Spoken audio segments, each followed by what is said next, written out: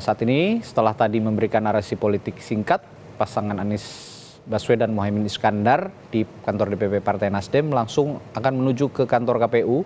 Tadi informasinya dengan menggunakan bak terbuka begitu, akan menyapa sepanjang perjalanan, akan menyapa masyarakat juga, mulai dari Gondangdia, kantor DPP Partai Nasdem, nanti akan mengambil jalur ke Jalan Teguh Umar, lalu ke Taman Suropati, lalu ke Jalan Diponegoro, Jalan Imam Bonjol untuk langsung ke kantor KPU.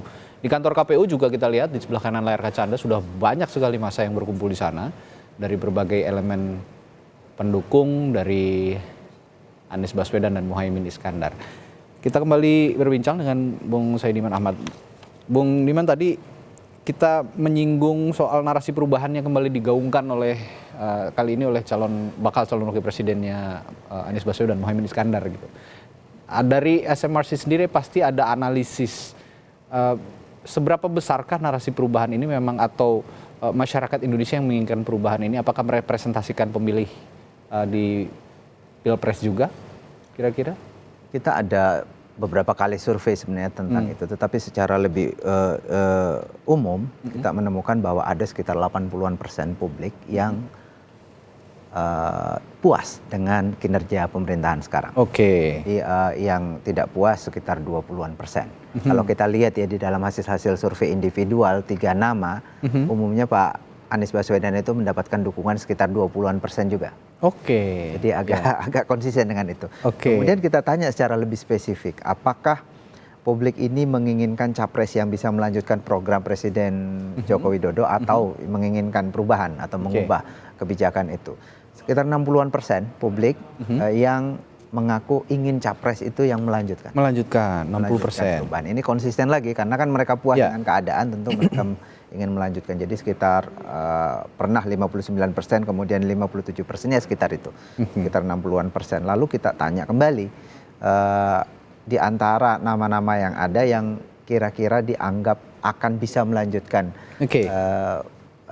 kebijakan Pak Jokowi jika terpilih, itu siapa? Ada 40-an% yang mengatakan Ganjar Pranowo, kemudian sekitar 30-an% Prabowo Subianto, dan ada juga yang menyebut Anies Baswedan ya, 15-an%. Itu yang kita temukan sekarang. Tapi mungkin juga saya bisa menambahkan, kita juga ada survei tentang satu kelompok yang juga besar ya. NU kan besar tadi. Ada kelompok juga yang besar di Indonesia yang baru terbentuk sebetulnya, baru muncul, yang disebut sebagai kelompok 212. Dan mereka ini kritis terhadap kritis terhadap pemerintah Pak Jokowi, saya kira. Kita ada data menemukan bahwa umumnya kelompok ini cukup besar. Kalau kita totalkan mungkin bisa juga sampai 20-an sampai 30-an juta totalnya ya. Mereka yang setuju dengan kelompok gerakan 212 itu. Lalu kita kemudian turunkan kira-kira arah dukungan kelompok ini kemana. Lebih cenderung ke Anies Baswedan dan Prabowo Subianto. Jadi ada 30%.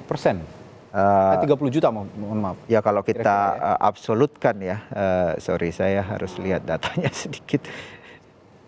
Itu 30 juta dan mengarahkan mayoritas ke Anies Baswedan. Mengarah ke Anies Baswedan.